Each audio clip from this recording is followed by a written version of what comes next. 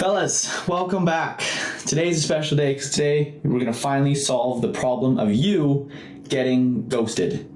There is nothing more demoralizing than being so excited for the onboarding call or being so excited for the sales calls because you finally put in the outreach, you finally did the work, you finally got the script down, you finally booked the appointment, you finally got the courage to call the client and book the appointment only to have them no-show. Empty Zoom lobbies suck, right?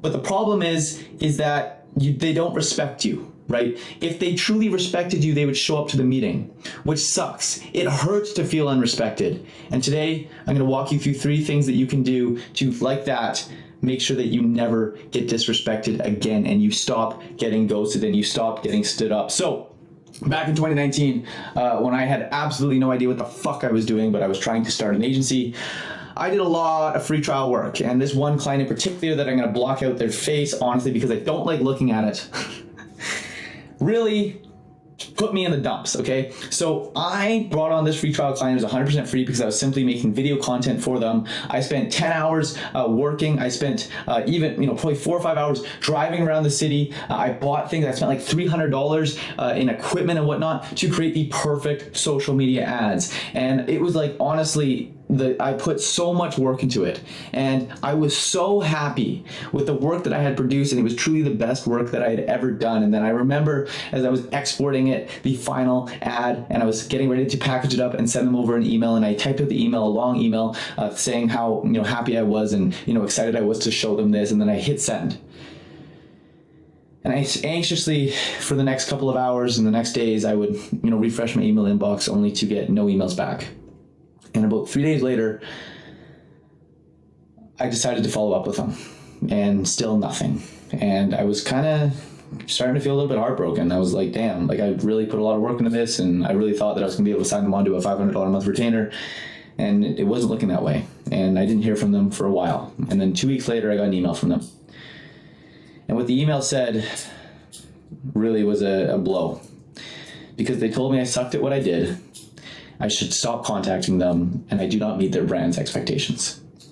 And I remember sitting there in the valley of despair, as I would say now, thinking, how am I ever going to get people to pay me when I can't even get them to work with me for free? Nobody respects me. And that was true amongst a lot of the people that I worked with, right? I would show up to sales calls, ghosted. People wouldn't respond to my outreach messages. People wouldn't take me serious on the onboarding calls. People wouldn't take me seriously when I was working with them because I had no respect. Now, you fast forward a couple years later, and I was the top young entrepreneur in my city. I had tons of respect. Everybody looked up to me. Everybody responded to my messages. People took me very serious on the call. I could demand much better prices, and people didn't even flinch.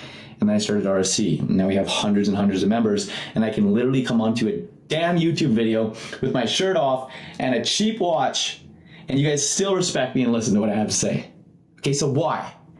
Why, when I was as professional as I was trying to be, I had absolutely no respect, and now I can come in here, completely be a hooligan, and you guys are gonna know, like, trust, and listen to me and listen to what I have to say. I'm gonna break that down for you in this video. But first of all, why do people no-show? So 2 reasons. 1, they actually forgot, and number 2, they feel as though that you were going to waste their time. Now, the solution to they forgot is really simple. Add some automated reminders with the Zoom link, but you already knew that, and if you were watching this video, that probably isn't the solution to your problem, because it's likely that you are causing the prospects to believe that you are going to waste their time. And so in return, they do not respect you, they ghost you, and all this bad shit. So there are 3 things that you can do to make prospects respect you.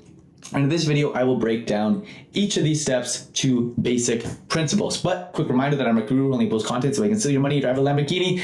And I do this by investing in successful SMMAs to make the majority of my income. And so therefore, I want to make you successful as fast as we possibly can. And the ways I can do that is, first of all, is the first client SMMA challenge, where you can get your first client in the next 30 days for free. Check the link in the description for that. And the second thing is the RSC Inner Circle, which is my mastermind of high value and successful SMMA owners, which really will work with you very closely to get you to wherever you want to be. But warning, that one's not free, okay? Step number 1 is to use the open door technique on a setting call. So let's put ourselves in a hypothetical situation. You meet somebody online, maybe you're swiping on Tinder, and you meet a hot chick on Tinder, okay? And she says, hey, why don't you come over, okay? And you're saying, you know what? I don't really know that much about you. I kind of like what you had to say. Maybe I kind of like how you look for whatever reason. Well, fuck it. I'll just come over, okay? And then you show up at her house and she opens the door for you. You walk in the door and she says, hey, take your shoes off. And so then you bend over and you're taking your shoes off. And as you're taking your shoes off, she sprints behind you and slams the door shut and locks it. You'd probably freak out a little bit. You'd probably be a little bit unsettled and you'd probably not show up to the second date. Alternatively, if she left the door open, right, didn't apply any real pressure, backed off, or, maybe went and grabbed you a glass of water because, she asked if you were thirsty, well, then maybe if you like the girl, you'd hang out with her a second time. Okay, so how can we use this in relation to sales? Well, first of all, the first thing that we can do is in our setting calls, and we can ask the question, well, are you already running Facebook ads in place, or are you already looking for something like this, right? Because when you ask them, it's like, well, wait, hold on. Like, do you even already have this, right? You're leaving that door open, right? Now, obviously they don't already have this, or they wouldn't be talking to you in the first place, right? Unless you're cold calling, but they obviously don't already have this. So it shows that you're detached from the sale. And when you're detached from the sale, it makes them believe that you are going to act in their best interest. And when they believe that you're going to act in their best interest, they're going to trust you more, which is going to gain you more respect, which is going to help you make sure that they show up to the sales call, which is going to also make sure that they show up to the onboarding call, which is also going to make sure that they pay you money. Okay, so using that simple line, like, do you already have Facebook ads? Are you already running Google ads? Or I just want to make sure that this is actually something that you could potentially be looking for if it's right for your business. Oh, no, I don't have Google ads, and yeah, I'm kind of interested. The other thing it's going to do is it's going to have them voice that they're actually interested, right? Yes, it tells you, but more importantly, it tells themselves, okay? The second thing is you could use something called a pseudo disqualification, right? Which is when, maybe you hop on the call and they say, oh, you're talking to them, oh, yeah, we're running Google ads right now. Well, then why are we chatting? Like, why don't you just run Google ads? Oh, well, Google ads this and that and that and that and that. And they're going to tell you all the bad reasons about Google ads, right? Which really what they're doing is, first of all, you're already handling their objections. Like, you're handling the objections now for later when they come on down the road. And the second thing is too, is it also shows that you're detached from the sale because you left the door open. You told them that you did, like, why are you even doing this? Why don't you just do Google ads? Right? And boom, that is how you gain trust right in the beginning using the open door technique. Okay. Step number 2 is to pre-sell them to what's called an indoctrination sequence. So in between the first conversation you have with them and the second conversation, you want to run them through an indoctrination sequence. And I've talked about this before on my channel, but in this video, I'm going to give more tangible hands-on examples. Okay, so an indoctrination sequence. Indoctrinations, by the dictionary, is the process of teaching a person or group to accept a set of beliefs uncritically. An example of this is prisoners are subjected to brainwashing, indoctrination, and punishment. Okay, so basically what we want to do is we want to indoctrinate our prospects into believing that we are the best thing since sliced bread. And we're going to do that in a few ways here, okay? So how to create an indoctrination sequence. Well, the first thing you want to do about 20 minutes after you've set an appointment, you want to send them a My Story email where you basically tell them your story so they can be invested as you as a character to build up your own trust so they know the person, right? They have context around the person, right? Nobody would no-show a meeting with their niece. Nobody would no-show a meeting with their cousin or their sister or their friend, right? The reason they no-show you is because they don't even know who you are. Right? And so that's why we want to share your story in email format so they actually learn who you are, which is going to cause them to want to show up to the call or at least give you the respect of saying, hey, I'm not interested anymore, which is a win. Okay, so here's an example of the indoctrination sequence I wrote for Tony Lee, which some of you may know who he is. Hey, this is Tony Lee, and I figured I'd share a little bit about myself before our call on date and time. Through 2022, I've been able to scale TL Digitals beyond what I ever thought was possible and help tons of other detailers out a stream of consistent, reliable new business. However, that is not how things started. My New Year's resolution was to start my own business, but I had no idea what to do, so I decided the best thing to do was for me to find an internship at a digital marketing company so I could begin the process of educating myself. But after a few months, I needed to make money because I hated my situation. I was stuck in school, heading down a path I didn't want to go down, surrounded by people I didn't like, which is originally why I started TL Digitals. I chose the automotive industry because I've always had a passion for cars, and with a little help and a little luck, I landed my first client, but I dropped the ball. Nobody clicked on my ads and nobody was calling up my clients. I felt terrible. I felt like a fraud, and ultimately my client fired me, but I didn't quit. And when my next client hired me, I was nervous, so nervous that I offered to pay for his ads for him. And after my past failure, I tweaked the process, and again, it didn't work. But now I had the ads on my card, and at this point in my life, I had no money. So I desperately started to try everything, and that's when I realized that my marketing was the same as everyone else. So I started to create some wild ads, offers that stood out, and ads that got noticed, and it worked. My clients started getting $7 leads and went on to make over $8K in 30 days. And so I doubled down on the Coatings on Demand system, and in the last 3 months, it has brought each shop an average average of 31 new jobs in 90 days. That means 50%. See, more than 31. I look forward to hearing more about your story on our next call. Now you can see that before these prospects hopped on the call with Tony, they knew his story. They had context. They felt like they knew him as a person. And so therefore they were much more likely to show up. Now the second thing you want to do in your indoctrination sequence is your case study email, okay? This is where you tell the stories of the people that you have worked with. Okay, so an example of this is, hey, Name, before we get in our call today, I wanted to share a little bit about my processes and expectations to help you get a better understanding so we can make the most out of our time together. Click here to read about our work with client. Shoot me over any questions before our call at date and time if you have any questions. Now, one key element to this is we don't want to make it so obvious that we're just sending them case studies, right? We want our prospects to feel as though they're doing our own research. Because if we send them a case study and we're like, hey, check out this case study, they're gonna believe that it's like manipulated. They're gonna look at it as though it's a sales asset, right? But if we tell them like, hey, here's a little bit more about info that we do, and it happens to be a case study, right? They're gonna be in that mindset of, oh, I'm scavenging the internet to find out who this kid really is. Oh, here's the case study, let's see the work that he does. And they're gonna have more trust in it only because they are making the conscious decision to do the research and go through it. That's why we don't want to say, here's how good I am. It's I wanted to share a little bit about my processes and expectations to help you get a better understanding, right? There's intention behind it, not so I can sell you. Okay, and the last thing that you can do, which is a good thing to establish frame and establish more respect for you, is to send an ultimatum email, right? Hey, Name, just before we hop on this call here in an hour, just reply with a quick yes if you're still good. If I don't hear from you, I'm going to cancel the call. If you don't hear from them, you cancel the call. Right? Because two things are going to happen. You're either going to save time by not showing up to a call that they were never going to show up to, or they're going to show up to the call. They're going to be like, hey, why didn't you show up? They'll reach out to you and you'd be like, well, you didn't respond to the email. I said I wasn't going to show up, right? And you establish the frame, right? You gain that respect, okay? Step number 3 is to become someone worth respecting. So, Emery Britt, right? Emery Britt, a lot of you guys know him because he took off in his agency. He started his agency 6 weeks ago, and he was on an RC call earlier today, and he was talking about how he just hit 6.7K in a month, which surpassed his original goal of hitting 5K by June.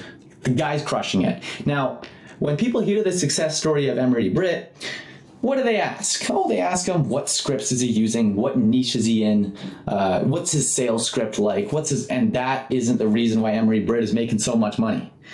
The reason Emery Britt has gone from a absolutely nobody who didn't know a thing about SMMA to making a good, decent income for 6 weeks into this isn't because of his scripts or his sales process or what he says on a call. It's because of who Emery Britt is. Right? When you speak to Emery, you look at him and you're like, you are somebody I would like to work with.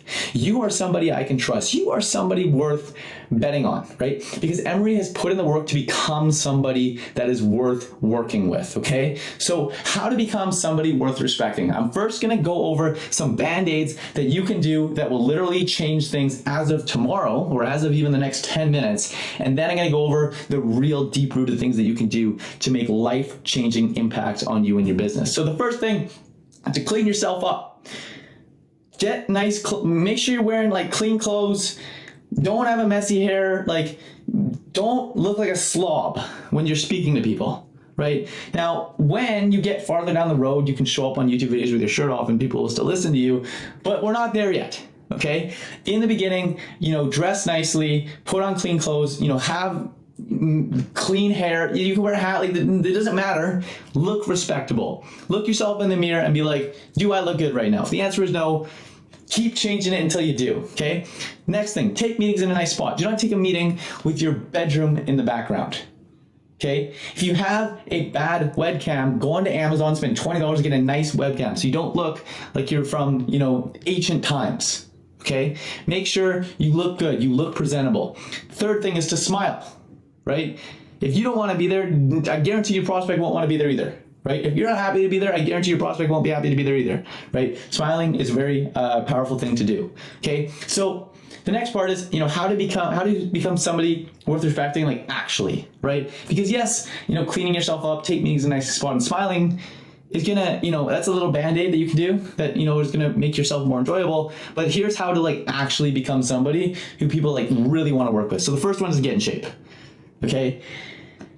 There is no debating the fact that if two people show up to a meeting, one person is ripped, he's looking good, you can tell he takes care of his body, and the other one is fat and overweight. The first guy is going to have the advantage. It doesn't mean he's going to win, but he's going to have the advantage because his first impression shows a lot more respect and trust. Like if somebody, people have this subconscious belief that if somebody has the ability to take care of their body, well, they're going to take care of the rest of their life as well. The second thing is to get good at communicating, right? Yes, I understand. We all stutter. We all stumble. We all say, like, we all do that. But make a conscious effort to stop doing that. Make a conscious effort to get better at communicating, and the best way to get better at communicating is to have more conversations. And these don't even need to be sales conversations, right? Go out, meet new people, right? Talk to people in public. Go up and fucking pick up chicks at the bar, right? Like just have more conversations with people, because the more conversations you have, the better that you're going to be at having conversations. And the third one is to be confident, right? Now, I know that's a very hard thing to do, right? Because it's like, well, I don't have any confidence. Or what can I do? Well, here's the thing. Nobody has confidence in the beginning. Nobody does, because it's impossible. The only reason people have confidence is because they have the ability to look at themselves in the eyes and be like, damn, I've been here before, I've done it, I can do it again. Right? That is when you have confidence. When you give your brain the data that you can accomplish hard things. But until you have accomplished hard things, your brain doesn't have the data, so you're not going to be confident. Which is why you shouldn't be looking for confidence, but you should have courage, right? Because courage is what gets the ball going, right? When you have nothing going for you and you still hop on that sales call, even though you want to cancel or no-show the meeting yourself for whatever reason, right? But if you have the courage to show up to that call and you get a little bit of a better response than you expected that you were going to get, your confidence just went up. And if you have the courage to show up to a call and you close them, well, now you're going to be so much more confident, right? Confidence does not come before courage. So stop looking for courage or confidence and go for courage. Have courage with yourself and you will gain confidence. And the fourth thing, is to be genuine and don't lie. Right? People can tell when you're lying. It's especially as a beginner, you're probably not that good at lying. So be confident, be genuine, admit to your flaws. All that kind of stuff is going to make people respect you. Please do not subscribe.